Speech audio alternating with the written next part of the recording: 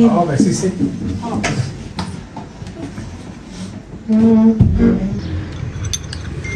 बहुत मजे किया भाई।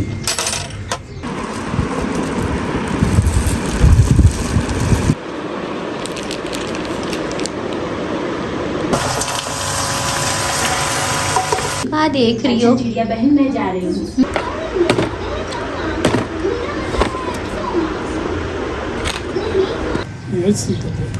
मैं आ जाना।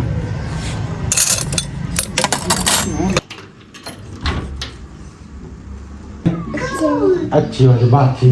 मैं आइसक्रीम लेकर आया हूँ, आइसक्रीम लेकर आया हूँ।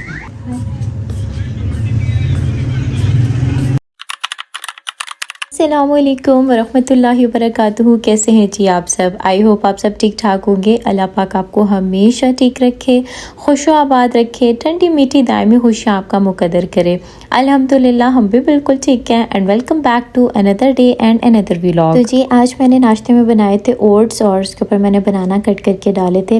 वैसे तो बहुत सारी इसमें और चीज़ें भी डल सकती हैं, तुख्म लंगा डल जाए, उसको भिगो कर रख दें तो उसका भी बड़ा अच्छा टेस्ट आता है। और बड़ा गर्मियों में मुझे लगता है ना कि ये आपको बहुत रिफ़्रेश करने वाला ब्रेकफास्ट होता है और एनर्जेटिक भी है अगर आप इसको इस्तेमाल करते हैं।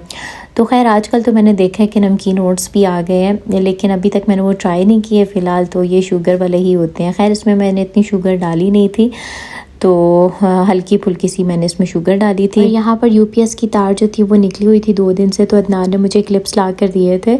तो अभी मैंने लगे हाथों ना इनको भी लगा दिया, क्योंकि तार जो है वो सारी नीचे आ रही थी और मुझे देखते कि कुछ हो रहा था और हथौड़ी का इंतज़ार कर रही थी बेसिकली मैं, जो कि अदनान के जिम में थी।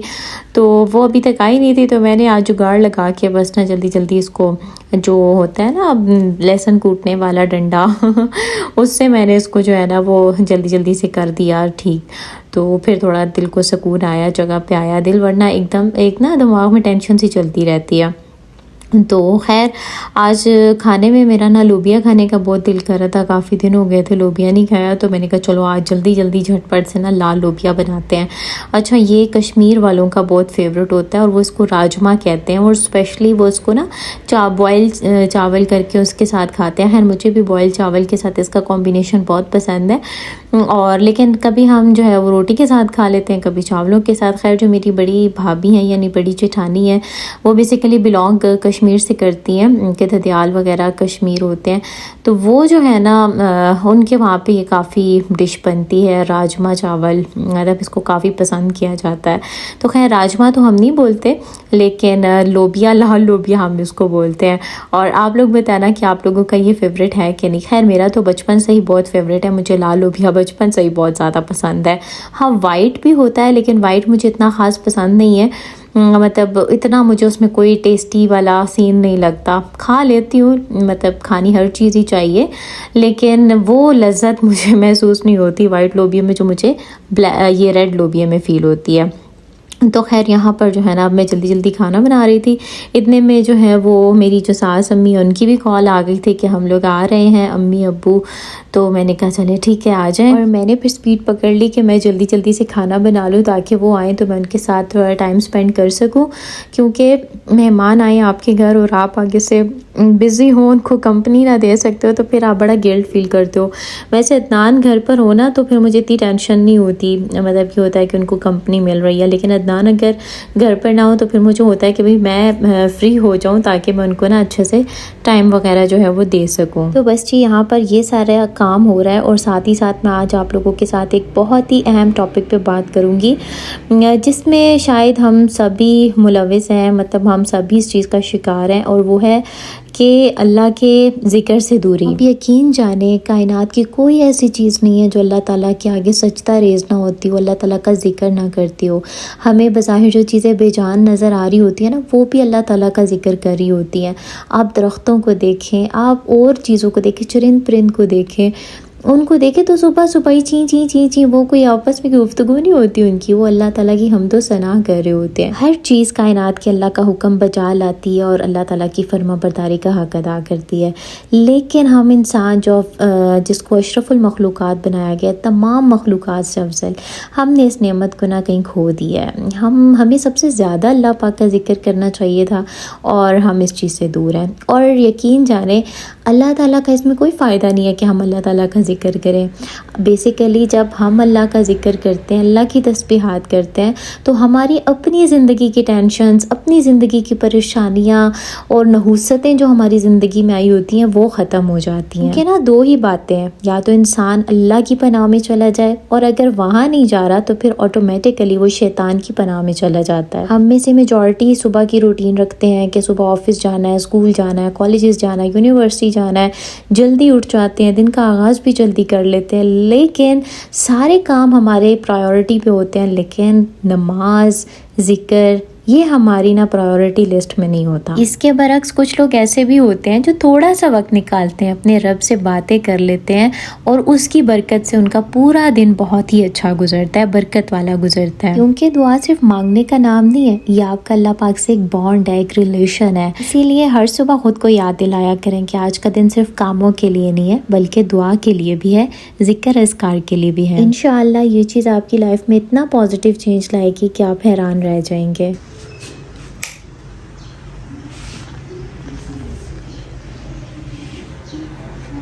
अच्छा, आज फिर अम्मी लोग आ गए थे तो उनको मैंने पहले फ्रूट शूट दिया, खाना वो खा कर आए थे, तो इसलिए पहले मैंने ना फ्रूट फ्रिज में रख दिया था ठंडा होने के लिए, तो वो अब ठंडा हो चुका था, चिल हो गया था, तो वो फिर मैंने उनको दिया।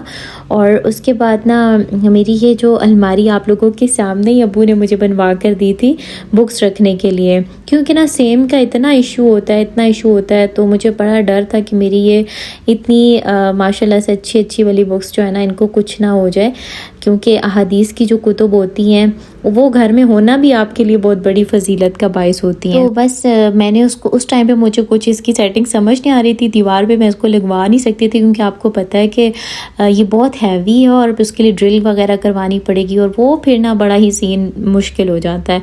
तो यहाँ पर फिर मैंने इसको पहले खिड़की में रखा हुआ था, लेकिन जब से गर्मियाँ आई हैं ना वो सेटिंग मुझे खुद भी पसंद नहीं थी, लेकिन बस जुगाड़ लगाया हुआ था। तो जब से गर्मियाँ आई हैं इतनी गर्मी थी ना, और खिड़कियाँ खोलने की बहुत ज़रूरत महसूस होती थी मुझे। मैं दरवाज़ा तो खोल देती थी, लेकिन वही बात है कि प्रॉपर फर्नीचर को अगर हवा ना लगे तो फर्नीचर भी ख़राब होता है। तो मैं ना कब से कह रही थी कि मैं इसको ना जगह चेंज करूँ। ये वाली सेटिंग मैंने कब से सोची हुई थी, लेकिन वो हैवी इतनी थी अलमारी के मैं अकेले उसको आगे पीछे नहीं कर सकती थी, और अदनान भी जो है वो बिज़ी, उनका शेड्यूल चल रहा था, तो वो पॉसिबिलिटी नहीं हो रही थी। तो आज अम्मी आई ना तो अम्मी के साथ जिक्र किया, तो अम्मी कहती है आओ जो है ना करते हैं, मिल के करते हैं। तो बस उनके साथ में लगी हुई थी, तो इतने में अदनान भी आ गए, आइसक्रीम लेकर आए। वैसे तो इस टाइम चाय का होता है सीन कि चाय शाय पी जाए, लेकिन अदनान जो है वो आइसक्रीम ले आए, और आइसक्रीम आजकल चूँकि मौसम भी ऐसा हो रहा है गरम गरम सा, तो आइसक्रीम मज़ा करती है, तो इसीलिए जो है ना फिर आइसक्रीम जो है वो हमने इंजॉय की।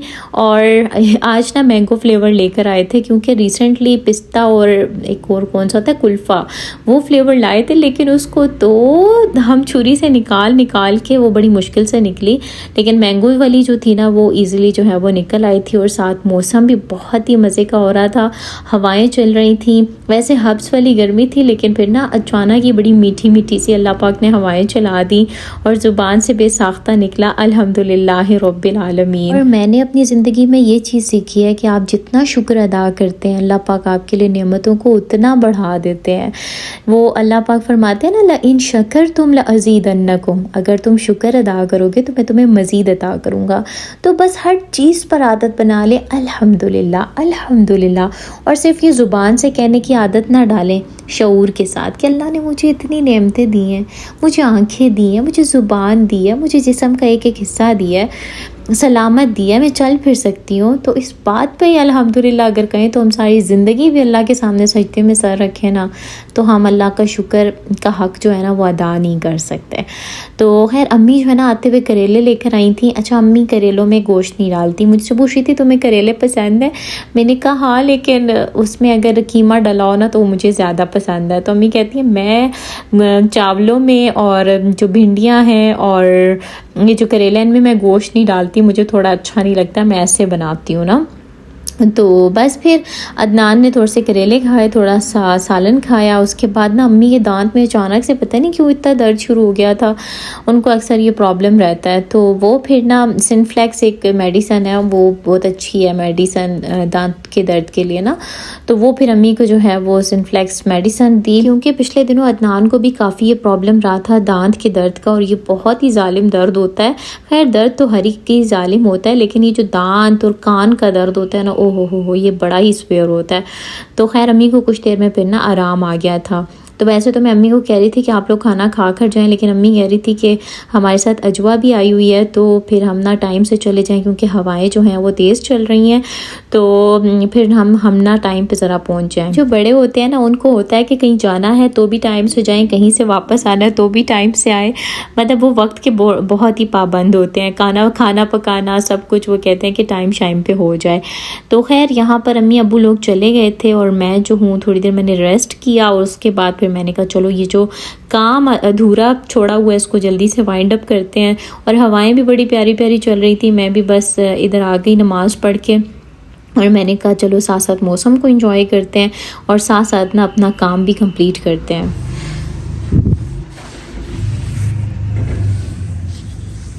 हम सबकी ज़िंदगी में कभी ना कभी ऐसी सिचुएशंस आती हैं कि जिनको हम बदल नहीं सकते, और ना बदल सकने की वजह से हम उसमें कुड़ते रहते हैं और अपनी सेहत का बेड़ा गर्क कर लेते हैं। हमेशा याद रखें कि ज़िंदगी में सिचुएशंस कभी कभी नहीं भी बदलती, उस जगह पर आपको खुद बदलना पड़ता है। जब कभी भी हम किसी सूरत हाल को बदलने से कासिर होते हैं ना, तो हमारे लिए सबसे बड़ा चैलेंज ये होता है कि उस चीज़ को लीव करें और अपने आप को बदल लें। इंसान का सबसे बड़ा प्रॉब्लम ये है, वो कहता है कि हर चीज़ उसके अपने कंट्रोल में हो, लेकिन हर चीज़ हमारे कंट्रोल में नहीं होती। जो चीज़ हमारे कंट्रोल में है, हमारा रवैया, हमारा सब्र, हमारी सोच, ये सब हमारे अपने अख्तियार में है। ज़िंदगी जो है ना वो कभी भी हमें तोड़ने के लिए नहीं आती, मतलब हमें बिखरने के लिए ये ज़िंदगी नहीं दी गई, बल्कि ये ज़िंदगी और इसमें टफ़ सिचुएशंस हमें इसलिए दी गई हैं ताकि हम ये ख़ुद रियलाइज़ कर सकें कि यार हम कितने मजबूत हैं। क्योंकि बाज़ दफ़ा जब हम किसी सिचुएशन में पड़ते हैं ना, तो हमें लग रहा होता है पता नहीं हम ये सिचुएशन हैंडल कर सकते हैं कि नहीं, लेकिन जब हम सब्र के साथ इस सिचुएशन से गुजर जाते हैं और हम पहले से मजबूत होकर निकलते हैं, तो हम कहते हैं वाह भाई मैं इस सिचुएशन से भी निकल आया हूँ। इसीलिए हालात से लड़ने के बजाय और बात बात पर कुड़ना, घर का माहौल ख़राब करना और स्ट्रेस में रहना, मतलब ऐसी ज़िंदगी का क्या फ़ायदा। तो फिर इससे बेहतर नहीं है कि बंदा उन हालात के साथ कॉम्प्रोमाइज़ कर ले और अपने आप को जो है बेहतर बना ले और थोड़ा पॉजिटिव रहकर उन चीज़ों से गुजरे। आपको ये नहीं देखना कि लोग क्या आपके साथ बिहेव कर रहे हैं, आपको ये देखना है कि मैं लोगों के साथ क्या बिहेव कर रहा हूँ। आप पॉजिटिव रह कर तो देखें, आप सिचुएशंस को फेस करके तो देखें। ज़िंदगी आपके लिए आसान ना हो गई तो फिर कहिएगा। आई होप आपको व्लॉग पसंद आया होगा। लाइक लाजमी किया करें, प्यारा सा कमेंट भी किया करें और इसके साथ साथ अपना ख्याल भी रखिएगा। अल्लाह हाफिज़।